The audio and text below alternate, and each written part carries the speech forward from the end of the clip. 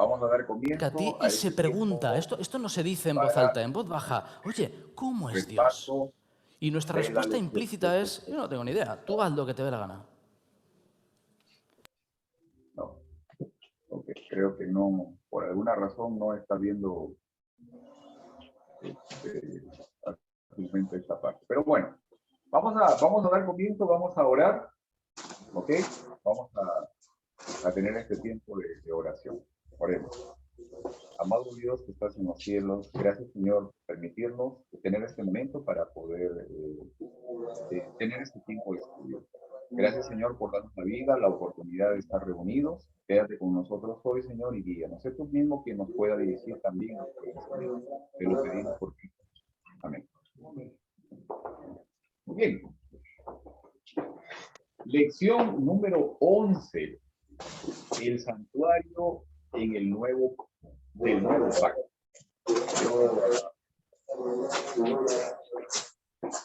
Vamos a ver aquí, ok, así, ahí me pueden ver. Hebreos capítulo 9, versículos 11 y 12. A ver que todo esté bien. Hebreos capítulo 9, versículos 11 y 12. Dice esto: Cristo, por el contrario, al presentarse como sumo sacerdote de los bienes definitivos en el tabernáculo más excelente y perfecto, no hecho por manos humanas, es decir, que no es de esta creación, entró una sola vez y para siempre en el lugar santísimo.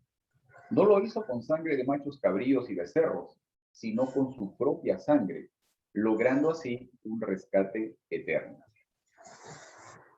El Señor siempre busca digamos, mantener un vínculo con nosotros. Siempre ha buscado el vínculo, la relación con sus criaturas. Desde la caída, cuando se rompió esa relación, el Señor salió a buscar al hombre, ¿no? ¿Dónde estás?, le preguntó. Y el hombre respondió: me escondí porque tuve miedo. Él siempre toma la iniciativa de alcanzar al ser humano, siempre da el primer paso, siempre se extiende con la finalidad de buscarnos y redimirnos. Quiero ver si puedo encontrar acá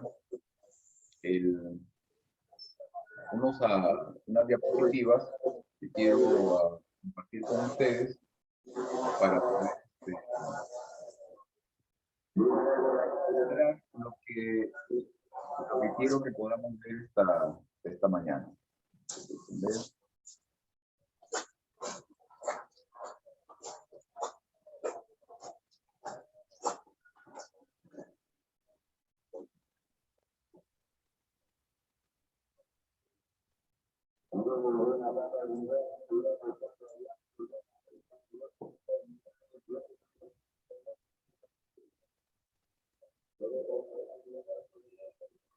Vamos a ver aquí. O ahí está, bienvenida Fifi también, bienvenida. Muchas gracias por estar aquí con nosotros esta mañana. En unos minutos vamos a tener también a Fifi, que va a compartir con nosotros su experiencia también aquí. ¿Okay? Ahí está. Vamos a ver acá. Lección número 11. El santuario del nuevo pacto. 3 partes que quisiera que pudiéramos conversar esta mañana. Razones para un santuario. Jesús como sumo sacerdote de la orden de Melquisedec.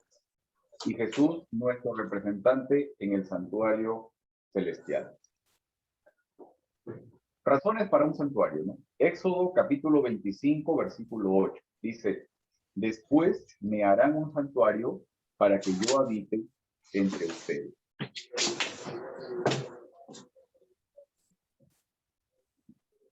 Muy bien.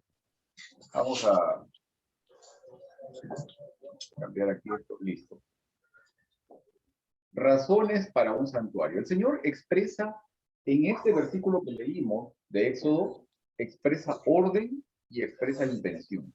La orden es la de construir un santuario. La intención es que a través del santuario Él viviría entre nosotros. Habría un lugar que convoque, que reúna al pueblo para adorarlo. Ahora, al dirigirnos hacia lo que podría ser entender las razones para un santuario, el por qué pidió Dios que se construyera un lugar determinado, deberíamos preguntarnos algunas cosas antes de eso. Desde la caída en el Edén hasta la época de Moisés pasó mucho tiempo. Ahora yo les pregunto, ¿por qué Dios esperó hasta Moisés para darle un santuario al pueblo? ¿Qué piensan? ¿Por qué Dios esperó tanto tiempo? ¿Por qué esperó hasta Moisés para darle un santuario al pueblo? ¿Ya han preguntado eso? No, porque era el pueblo escogido por Dios. Okay. Porque Dios los había apartado, eran descendencia de Abraham. Okay. Y de ahí venía toda la Okay. de Dios. Y quería habitar entre ellos. Okay. Ahora, les voy a hacer otra pregunta entonces. En el texto que leímos dice que la intención del santuario era que Dios habite, no como dice Memo, ¿no? Que Dios habite entre su pueblo. ¿Quiere decir esto que antes de que hubiera un santuario, Dios no habitó con sus hijos en medio de ellos? ¿Ah? A ver. Pedrito, ¿me permites? Dale, permítame. Mira, Dios siempre estuvo, ¿no? Con sus hijos desde la creación. Lo que pasa es que ya, conforme pasó el tiempo y el avance del pecado, entonces, porque antes se transmitía de generación en generación, pues, por el hablar, ¿no? Pero ¿qué sucede? Que cuando ya fueron esclavos 400 años allá en Egipto, entonces como que la gente habían perdido de vista, incluso algunos hasta habían olvidado, ¿no? A Dios, ¿no? Entonces, por eso es que Dios quiso no solamente que recordaran a Dios que Él los está sacando del pueblo, de la esclavitud y de todo lo que estaban viviendo, ¿no? Y llevarlos a la tierra prometida, sino que también quería que tuvieran algo, ya que vieran algo, ¿no? Que tuvieran algo más, algo visible. Y por eso es que hizo este plan, ¿no? De hacer el santuario allá en el desierto. Ok. Miren, desde Adán hasta que Israel entró en Egipto, déjenme quitar aquí el fin, okay. Hasta que desde Adán hasta que Israel entró en Egipto, Dios no tuvo que darles un santuario para habitar en medio de ellos o con ellos, porque Dios habitaba en ellos. Ellos, o sea, por medio de la fe que viene como resultado de oír su palabra y atesorarla en el corazón. Eso fue lo que, por ejemplo, pasó en el caso de Noé. Noé, por la fe, construyó el arca. Depositó su fe sobre la roca que es Cristo. De igual manera, en el caso de Abraham, también cuando Dios le pidió que saliera de su casa y después cuando le mostró la magnitud de su descendencia, diciéndole, mira, ven acá afuera, mira las estrellas del cielo, ¿no? Así va a ser tu descendencia. Y Abraham creyó y le fue contado por justicia. Ahora, en Apocalipsis, capítulo 3, versículo 20, dice un versículo muy, muy conocido por nosotros. Dice aquí, mira que estoy a la puerta y llamo. Si alguno oye mi voz y abre la puerta, entraré y cenaré con él y él conmigo. Ahora, démonos cuenta de algo, ¿no? Jesús, el Señor, siempre está con nosotros, siempre está a la puerta, siempre llama.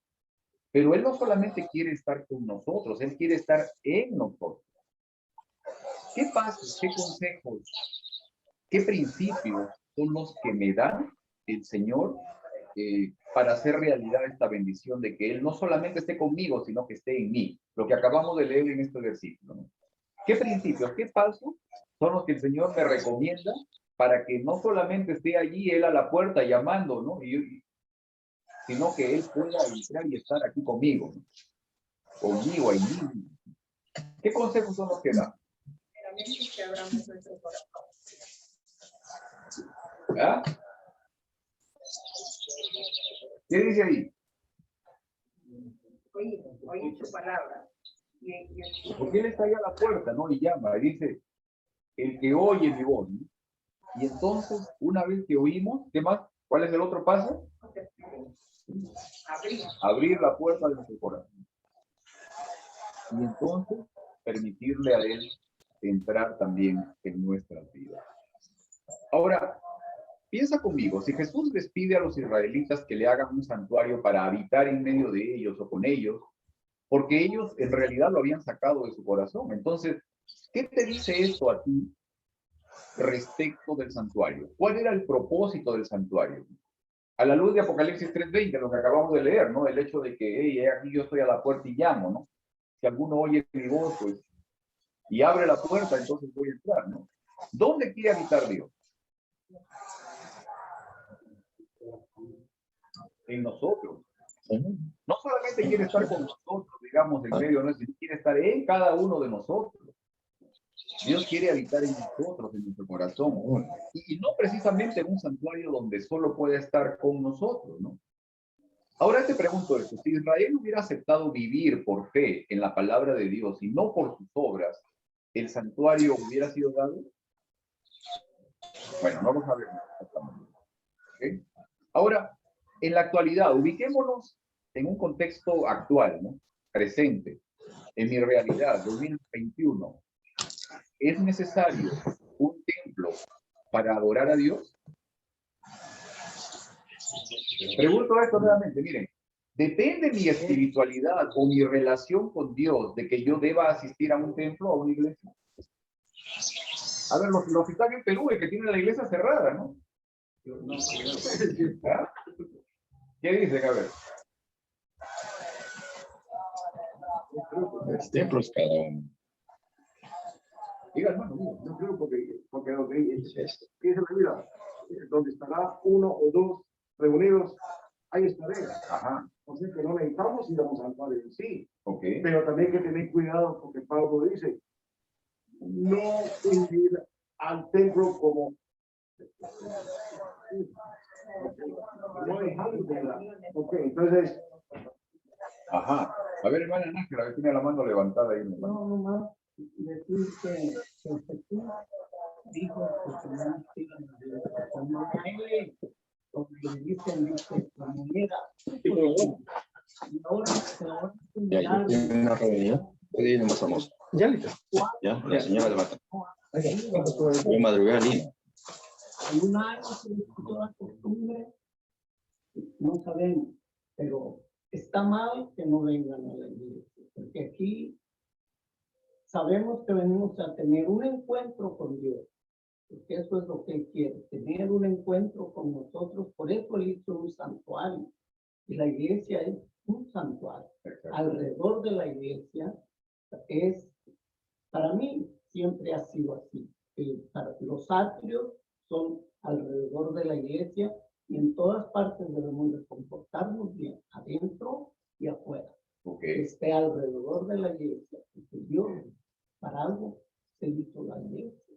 Ahora, hay una palabra de enfriamiento. ajá. Cuando uno deja de congregarse a la iglesia, muchos de nosotros nos podemos enfriarnos. Entonces, por eso imagino que es importante congregarnos. Pero también estoy de acuerdo con el hermano que donde esté uno o dos, digo, en la iglesia. Yo diría que depende la situación, la circunstancia, porque nos cerraron las iglesias, donde nos íbamos a congregar, lo teníamos que hacer en nuestras casas, en Zoom, se convirtió las redes sociales en iglesias, pero ahorita estamos libres y como no sé cuántos cuando estudiaron la fe de Jesús, que nos dieron el estudio para venir a la iglesia, para congregarnos a la iglesia, que decía un hermano que ya tenía mucho sin ir a la iglesia, lo fueron a visitar y él dijo, ¿por qué tengo que ir a la iglesia, pastor?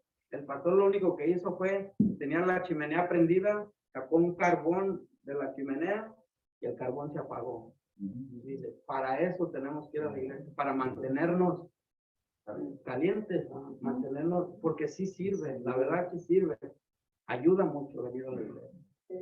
Y en el templo. Sí, yo creo que yo estoy de acuerdo con todos, con el hermano Hincapié, con la hermana Nájera, porque en realidad le ayuda a uno reunirse, nos ayuda a todos, nos fortalece en cierta forma. Yo pienso que es importante reunirse. Amén. Ya, así es. Creo que, o sea, estamos en la parte de coincidencia del hecho de que tal vez no es estrictamente obligatorio, digamos, o extremadamente necesario para considerar mi salvación el hecho de estar en la iglesia, pero es un elemento que fortalece mi experiencia. Justamente la integración también con los hermanos es algo que me ayuda también a mí a que pueda seguir adelante. O sea, el abrigo, el ánimo, el entusiasmo, el conocimiento, el compartir es algo que también me va a ayudar justamente a fortalecerme.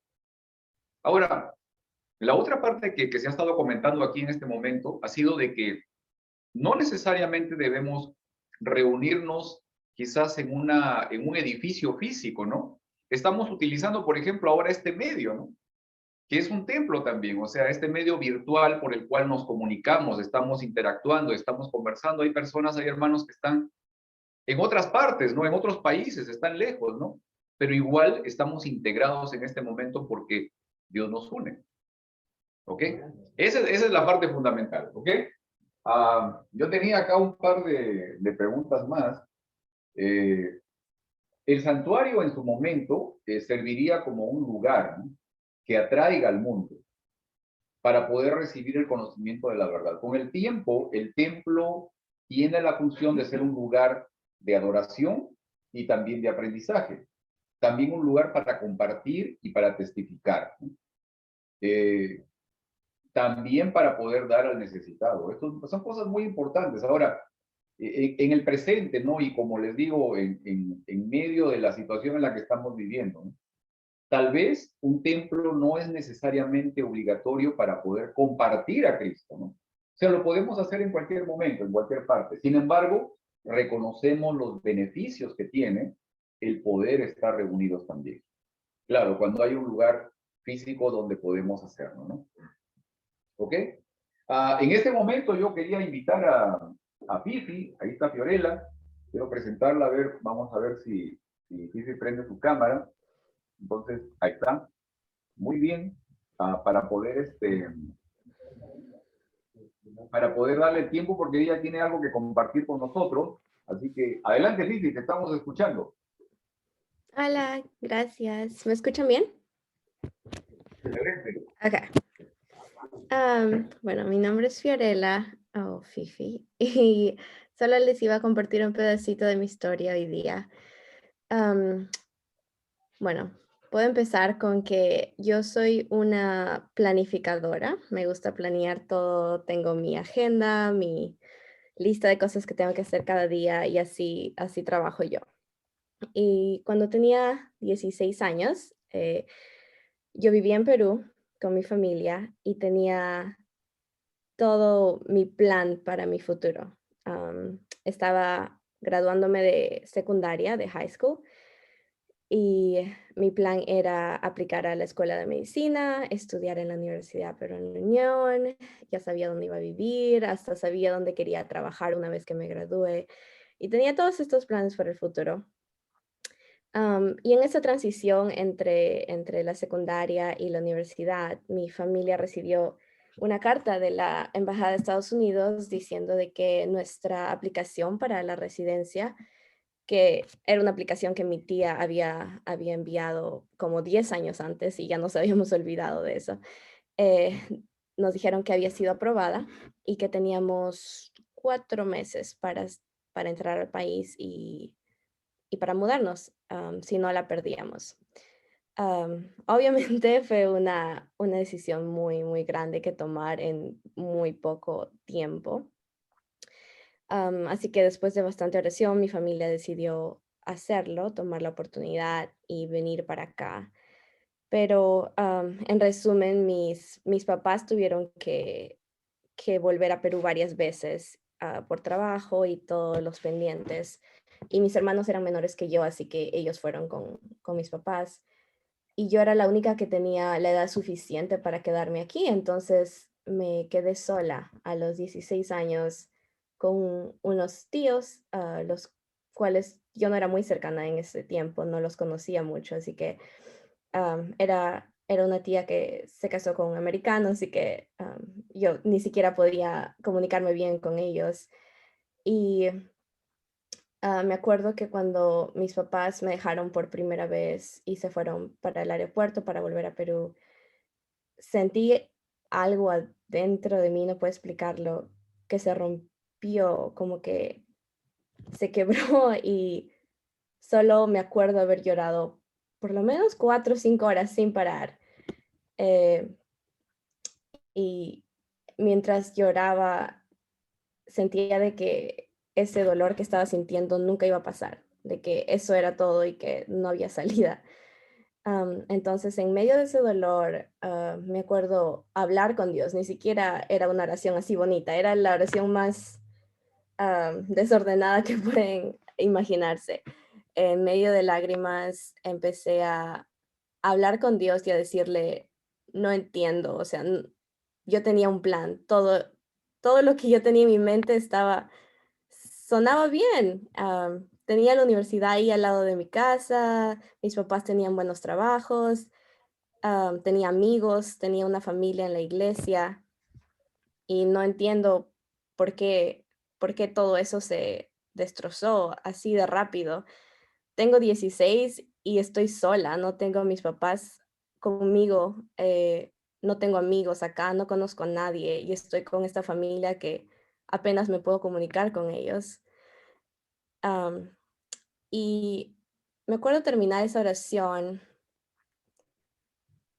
y después de haber llorado unas 4 o 5 horas, una paz inmensa se apoderó de mí y simplemente cesé de llorar y no, no había mucha claridad en lo que iba a pasar, simplemente sé que sentí paz y estaba esperando por el momento donde esos sentimientos de dolor volvían y iba a volver a llorar otra vez, pero pasaron los días, pasaron las semanas y esa paz seguía en mí.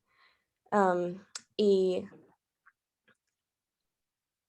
las murallas no se hicieron más chiquitas, solo se hicieron más grandes porque em, tuve que ir a la escuela, tuve que graduarme de high school aquí otra vez para tener el diploma de acá. Así que graduarme y a la vez estar aprendiendo el idioma, a la vez estar haciendo amigos, eran muchos retos a la misma vez. Así que no es que los retos se hicieron más pequeños, pero fue allí mientras vivía con estos tíos era un rancho, era una ciudad chiquita en el medio de Texas y en esa ciudad chiquita donde apenas entraba la señal para llamar a mis papás, fue donde hallé paz y comunión con Dios, porque ahí me di cuenta de que Dios me bendice con una linda familia, me bendice con todas mis necesidades básicas, pero la verdad es que lo único que yo necesitaba para estar bien era Él, era todo lo que necesitaba. Y eso lo tenía, no importa si estaba en Perú, si estaba acá, si estaba en una montaña o si estaba a la orilla del mar. En el momento que yo cerraba mis ojos, Él siempre estaba conmigo.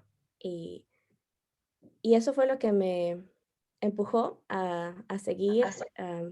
Me llegué a graduar de high school en Texas. Luego otra muralla vino cuando tuve que empezar college. Él me ayudó ahí también cuando tenía que escribir todos esos ensayos, los cuales nunca en mi vida había aprendido a escribirlos, pero me gradué de enfermería, vine a California, la muralla siguió creciendo. Ahora estoy haciendo mi maestría en terapia de familia y pareja y, y Dios es bueno. Y aunque mis planes no son, donde estoy no se parecen nada a los planes que yo tenía cuando tenía 16, son completamente diferentes y estoy en un lugar que nunca me imaginé que estaría. Eh, los planes de Dios siempre son mejores que los nuestros. Y aunque esto no sea lo que yo tenía escrito en mi agenda para hacer, Él me trajo aquí y Él me sigue demostrando día tras día que aquí es donde Él me quiere y hay un gozo y una paz enorme que viene con eso.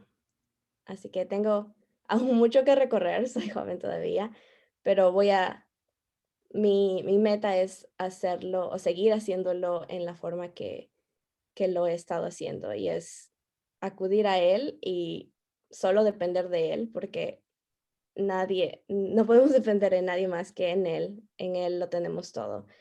Y segundo, seguro que puedo escribir mis planes, pero a la vez tengo que confiar de que los de Él son mejores que los míos.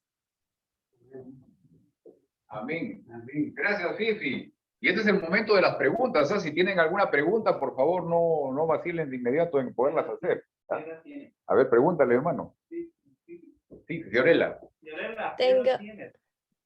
Tengo 23. En unas 2 semanas cumplo 24. ¿Todavía viven allá en Perú? No. Vivo aquí en Loma Linda. ¿Y a tus padres también? ¿Perdón? ¿Los padres también? ¿Toda la familia? Sí, con mis papás. Qué bueno, Dios la bendiga. Gracias. Gracias. ¿Hay alguien más por ahí? No sé si tienen algún comentario, alguna pregunta. Muy buen testimonio, Fifi. Muchas gracias por estar aquí con nosotros hoy día. Gracias por acompañarnos esta mañana. Claro que sí, gracias nuevamente y a todos ustedes también quienes están aquí reunidos. Y bueno, vamos a continuar con esta parte. Jesús, sumo sacerdote de la orden de Melquisedec. Hebreos capítulo 8, versículos 4 al 6. Vamos a poner aquí algo para que puedan ver. Si Jesús estuviera en la tierra, no sería sacerdote, pues aquí ya hay sacerdotes que presentan las ofrendas en conformidad con la ley. Estos sacerdotes sirven en un santuario que es copia y sombra del que está en el cielo, tal como se lo advirtió a Moisés cuando estaba a punto de construir el tabernáculo. Asegúrate de hacerlo todo según el modelo que se te ha mostrado en la montaña. Pero el servicio sacerdotal que Jesús ha recibido es superior al de ellos, así como el pacto del cual es mediador es superior al antiguo, puesto que se basa en mejores promesas. Hebreos capítulo 8, versículos del 4 al 6. Esto es interesante, ¿no? En el primer pacto Jesús era la ley, era el santuario, era el lugar santo, era el lugar santísimo, eran los utensilios dentro del santuario, eran las cubiertas del santuario, era todo el santuario. Es lo que hemos estado viendo hace un momento en los videos que hemos visto, ¿no? Pero además Jesús también era los sacerdotes, el sumo sacerdote. Jesús era las ofrendas y Jesús era también el sacrificio. Todo era Jesús y todo apuntaba a Jesús como el pacto de Dios, como la promesa de Dios. Ahora, Jesús es nuestro sumo sacerdote, pero los sacerdotes debían venir del linaje de Leví. ¿Ok? Escuchemos esto, Todos los sacerdotes venían del linaje de Leví. Incluso el sumo sacerdote tenía que venir del linaje de Aarón, hijo de Leví, descendiente de él, ¿no? Sin embargo, Jesús era descendiente de Judá. ¿Qué pasó allí? ¿Por qué creen ustedes de que Jesús no era precisamente hijo de Leví? O sea, humanamente fue descendiente de Judá. ¿Qué pasó ahí? ¿Por qué es que con Jesús no se mantiene esa regla, no? ¿Nos fijamos en eso? Es interesante que Jesús pertenece a lo que conocemos como la orden de Melquisedec. ¿Sí? La orden de Melquisedec. Un personaje místico que aparece en el Antiguo Testamento en la experiencia de Abraham, ¿no? Un personaje que no tiene comienzo, que no se sabe su comienzo, y que tampoco no tiene fin, o sea, sencillamente está allí, ¿no? Pero hay algo más también. Este personaje encierra dos funciones interesantes. Melquisedec es rey y a la vez es sacerdote. Son las dos cosas. Él tiene esa función dual, ¿no? Que tanto es rey como también es sacerdote. Ahora, Zacarías, capítulo 6, versículos 12 y 13. Vamos a buscarlo. Zacarías, capítulo 6, versículos 12 y 13. Les voy a invitar para que lo puedan, alguien lo pueda leer, por favor. Capítulo 6, versículos 12 y 13.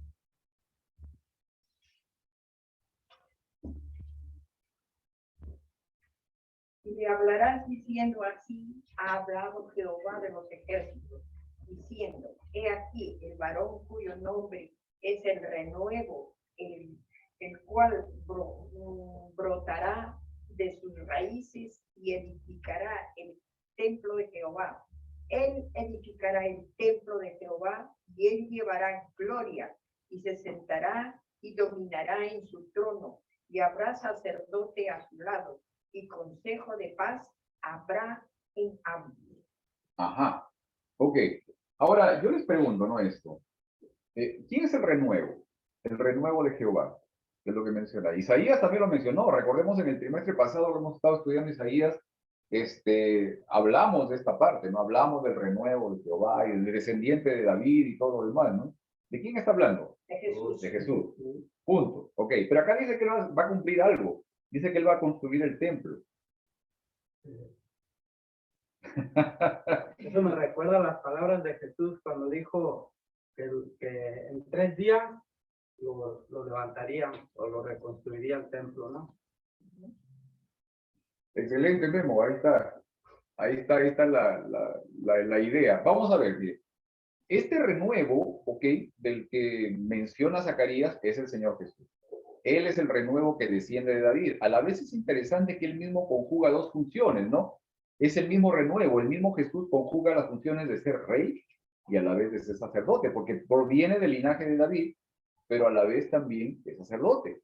Ahora, cuando les mencionaba de este asunto del templo, ¿no? Juan capítulo 2, versículo 19. Juan capítulo 2, versículo 19 dice, Jesús dijo, destruyan este templo y lo levantaré de nuevo en 3 días. Jesús mismo es ese templo, ¿no? Jesús mismo es el templo del que se está hablando. Ahora, en 1 Corintios, capítulo 6, versículo 19, habla algo que es interesante aquí. Y que nosotros conocemos este versículo mucho lo conocemos. 1 Corintios, capítulo 6, versículo 19. Hoy ignoréis que vuestro cuerpo es templo del Espíritu Santo, el cual está en vosotros, el cual tenéis de Dios y no sois vuestros. Ajá. Dice acá, ¿acaso no saben que su cuerpo es templo del Espíritu Santo, quien está en ustedes, y al que han recibido de parte de Dios? Ustedes no son propios dueños. Solamente le hacen Dios, hermano. Dios no, María. ¿Ok? Ahora, quiero que ustedes entiendan algo aquí.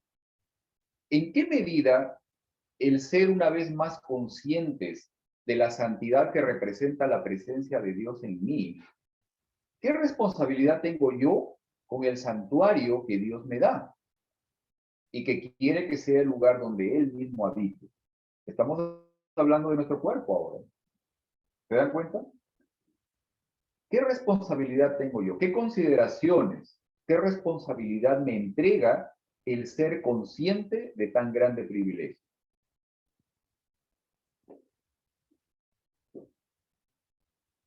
Cuando, por ejemplo, hablamos de la zona azul, ¿no?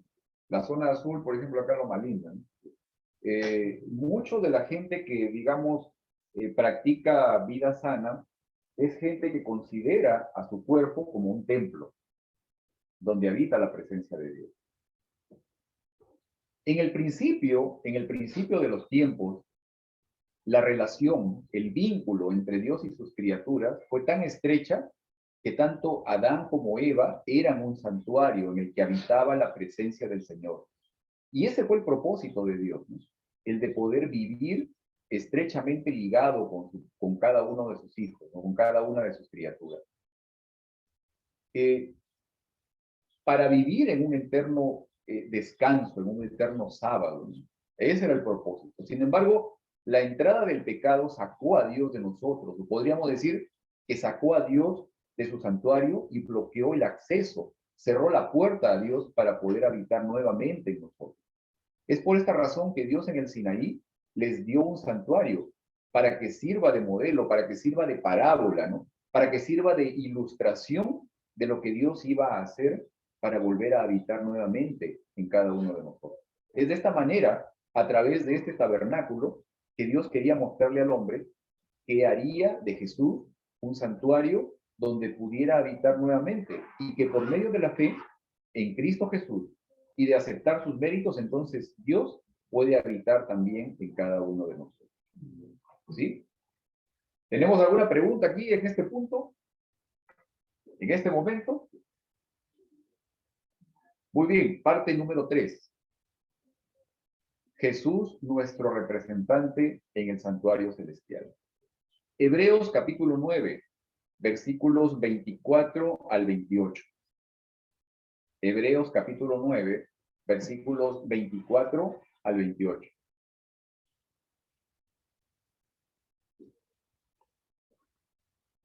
¿Se lo tienen ahí? A ver, Memo, dale. Porque no entró Cristo en el santuario hecho de mano, figura del verdadero, sino en el mismo cielo para presentarse ahora por nosotros en la presencia de Dios, y no para ofrecerse muchas veces a sí mismo, como entra el pontífice en el santuario cada año con sangre ajena. De otra manera, fuera necesario que hubiera padecido muchas veces desde el principio del mundo. Mas ahora, una vez en la consumación de los siglos, para deshacimiento del pecado, se presentó por el sacrificio de sí mismo.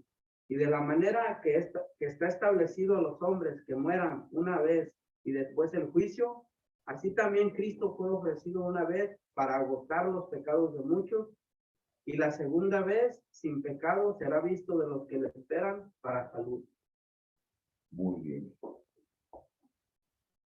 Dentro del contexto de Cristo Jesús como nuestro representante en el santuario celestial, Él es al mismo tiempo dos cosas por lo menos. Él es el sacrificio, ¿no? La ofrenda, el cordero que muere en nuestro favor, y al mismo tiempo Él es el mediador, ¿no? El sacerdote, aquel que ministra en nuestro favor también, el que intercede por aquellos que se arrepienten y que aceptan por fe las obras de Cristo Jesús. ¿Sí? Él es al mismo tiempo esas dos cosas. Él es al mismo tiempo esas dos funciones. Es importante reconocer que a través del arrepentimiento, a través de aceptar a Cristo Jesús y de relacionarnos con Él, llegamos a ser transformados para reflejar su carácter en nuestras vidas. Ahora, yo les pregunto esto, ¿no? Cuando Jesús resucitó y ascendió al cielo, entró en el santuario celestial. ¿A qué lugar, a qué parte del santuario entró Jesús? ¿Ah? ¿A dónde entró? Vamos a ver, con calma, sí. ¿Entró al lugar santo o al lugar santísimo? No, fíjense en eso, mire. En Apocalipsis capítulo 1, Juan ve al Señor Jesús. Y dice ahí, cuando ustedes pueden leer, dice que lo ve caminando entre el candelabro de los 7 brazos. Yo les pregunto, ¿dónde estaba el candelabro de los 7 brazos? En el lugar santo. Ahí estaba. Ahora, ¿en qué momento Jesús entró al lugar santísimo? 1844. Exacto. En el momento en que empieza el proceso justamente de la expiación de todos los pecados. Ese es el momento de la purificación del santuario, ese es el momento en el que el Señor pasa también a ese lugar. Porque recuerden, o sea, el Señor se había sacrificado por nosotros, ¿ok? Y entonces cuando llega Él mismo es el sacerdote que va a entrar ¿a dónde? Al lugar santo, llevando ¿qué? Su propia sangre, para poder ingresar justamente al santuario. Él se presenta en el cielo, ¿llevando qué? Llevando su propia sangre, por nosotros. Y entonces entra en el lugar santo. Pero después de eso, nosotros ya sabemos de que hay un momento en el que Él ingresa al lugar santísimo también. Ahora, otra cosa. ¿De qué manera el mensaje del primer ángel en Apocalipsis 14, cuando declara temer a Dios, cobra importancia en el contexto del santuario? Ok, o sea, al conocer el papel de Jesús como mi representante en el santuario celestial, ¿de qué manera el llamado a temer a Dios es fundamental en este tiempo?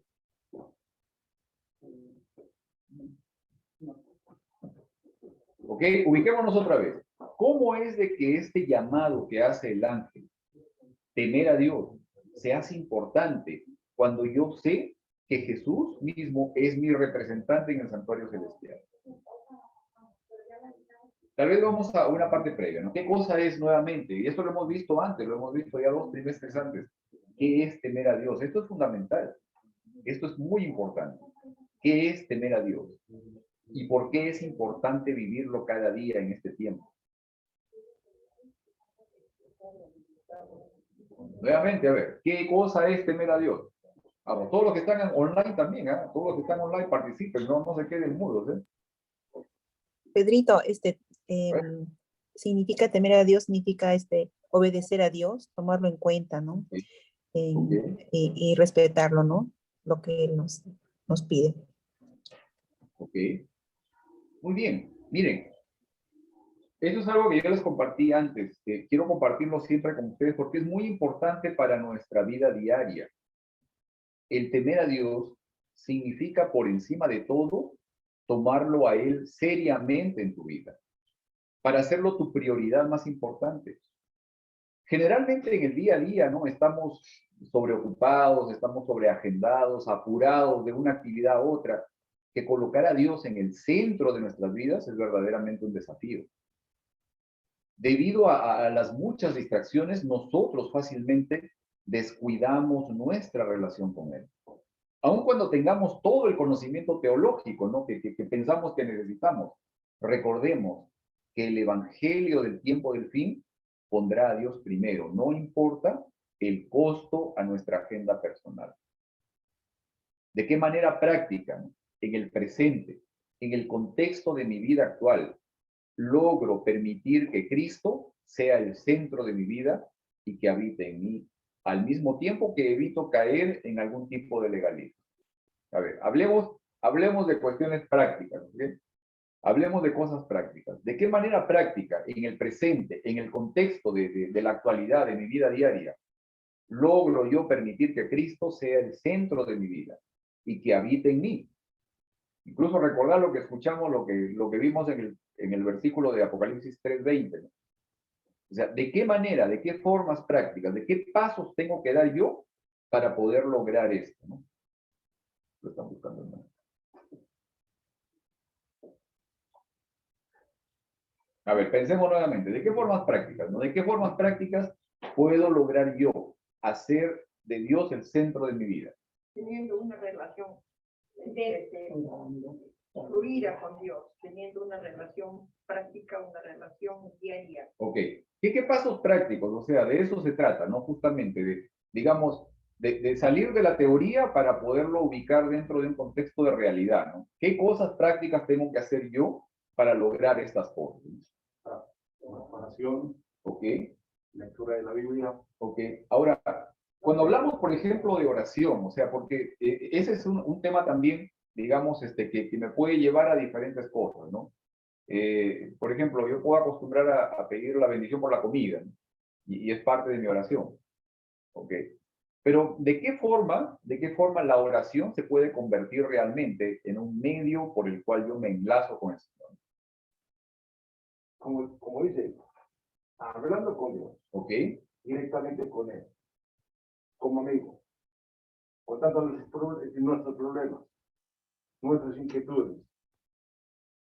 Agradecerle a Dios por todo lo que Él me ha dado y pedirle un consejo. ¿Ok? En ciertos problemas que puedo tener.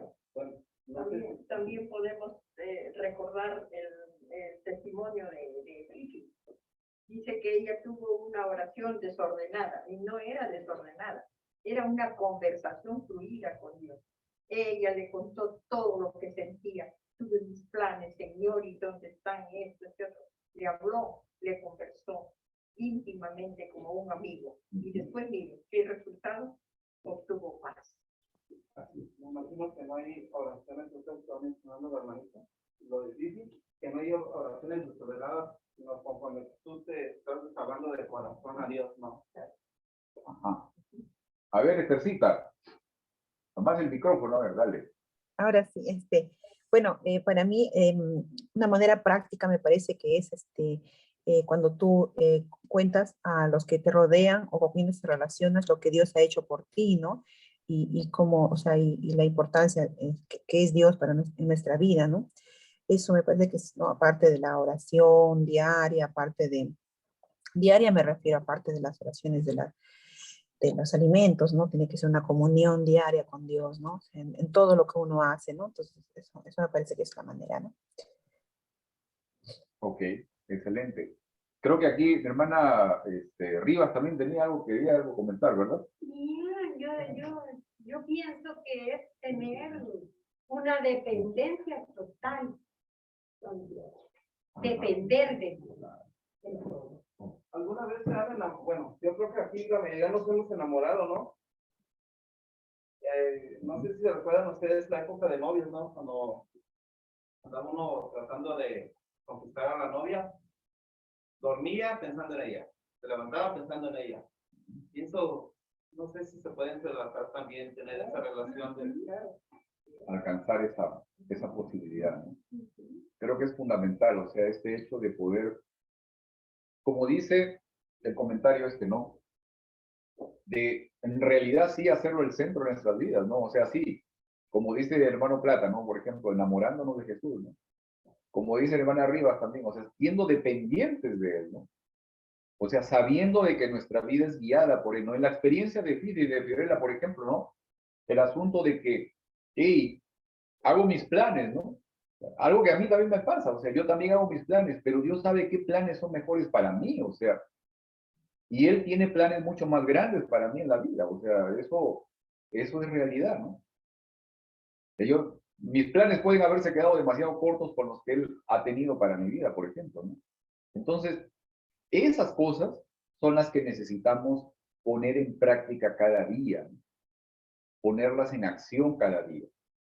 Esa dependencia, esa búsqueda constante, o sea, estar pensando en Jesús cada momento, ¿no? El que mi oración, como dice el hermano Jorge, o sea, que mi oración sea un abrir mi corazón al Señor, ¿no? Compartir con Él lo que tengo, lo que quiero, lo que deseo, lo que me frustra, lo que me alegra, ¿no? Todo. O sea, de poder estar en comunión constante con Él, ¿no? Y esa posibilidad de relacionarme con Él, de buscarlo, de conocerlo, de hacerlo el centro de mi vida, esa condición me va a ayudar a que yo pueda absorber justamente su carácter, su forma de ser, y que se haga de manifiesto también en mi vida y se pueda reflejar a los demás. ¿Sí? Muy bien. Último versículo. Quiero compartir con ustedes esto. Último versículo. Vamos a ver acá. Quería remover el pin. Ok. Apocalipsis capítulo 21, versículo 22. Vamos a buscar Apocalipsis capítulo 21, versículo 22. ¿Qué es lo que dice? Y no vi en ella templo, porque el Señor Dios Todopoderoso es el templo de ella y el Cordero. Amén. ¿Qué dice Juan aquí? ¿Qué es lo que menciona Juan? Porque Juan está hablando ya en este punto de un punto futuro desde el momento en que nosotros estamos hoy, de un punto futuro, ¿sí? Donde está la santa ciudad. Eso es lo que está viendo Juan y es lo que nos está contando. ¿Qué cosa dice Juan que vio o que no vio? No vio el templo cuando estuvo no había Dice, templo. ¿por qué no vio el templo? Porque Dios es el templo, dice, de esa ciudad. Porque el Señor Dios Todopoderoso y el Cordero son su templo. Ahora, ¿ustedes se han preguntado por qué? ¿Ah? ¿Se han preguntado por qué? ¿Qué nos dice esta visión de Juan respecto a qué santuario o templo es verdadero y qué santuario permanece para siempre? Al final, ¿qué santuario es el que permanece para siempre y por qué? ¿Ah? Juan dice que en el santuario de la santa ciudad que está en el cielo, él no vio más un templo. Ya no había, porque el Señor era el templo. ¿Por qué? La gloria de Dios llenaba el Cordero El Cordero. ¿Ok? ¿Qué dice Charlie? El Cordero de Dios es el que permanece para siempre. Ok, muy bien. Yo les voy a dar por lo menos 2 razones por las que esto es así.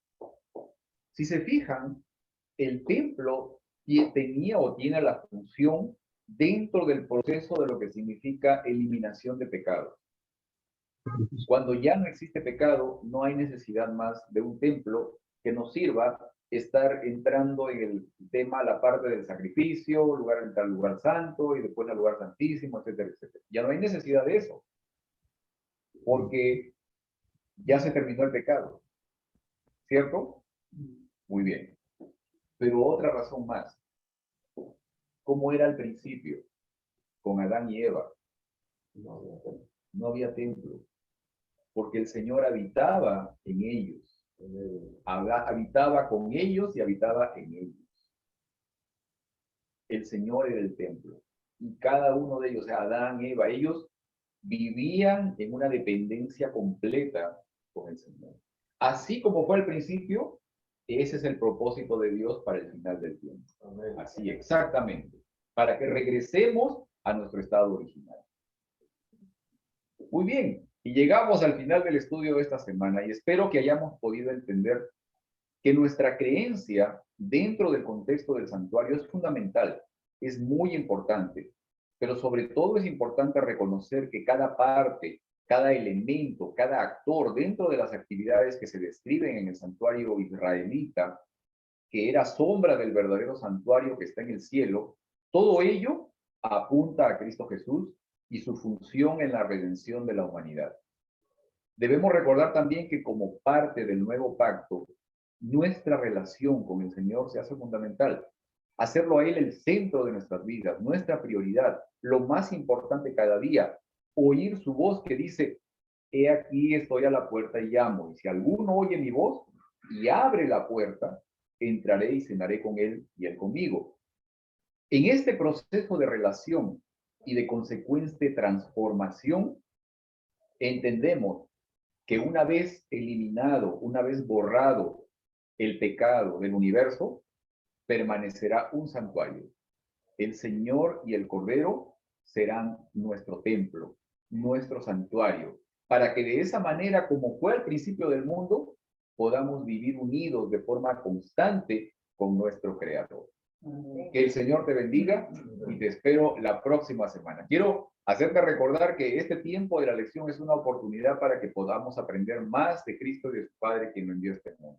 También para aquellos que nos ven a través de esa transmisión, si aún no estás participando en alguna de las clases de escuela sabática, no dudes en poder enviarnos un mensaje, contactarnos para pedir información y gustosamente te vamos a dirigir para que seas parte de una de nuestras clases.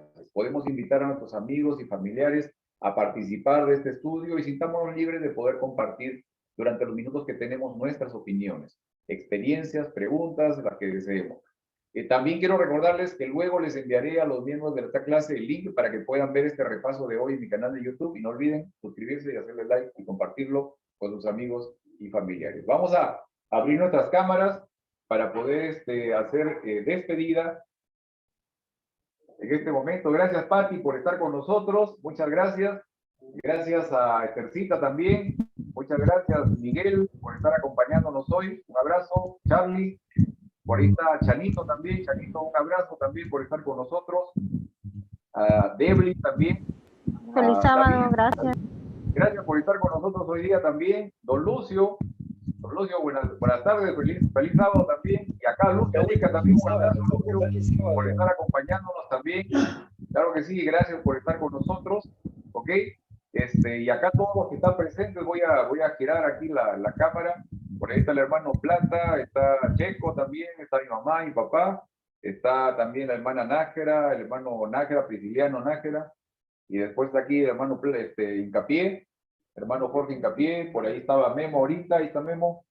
Y la hermana Rivas también, aquí está también. Un saludo para todos ustedes. Muy bien. Así es. Esperamos que el Señor les bendiga. Vamos a hacer el saludo de siempre. Levantamos las manos. ¿Ok? Bye.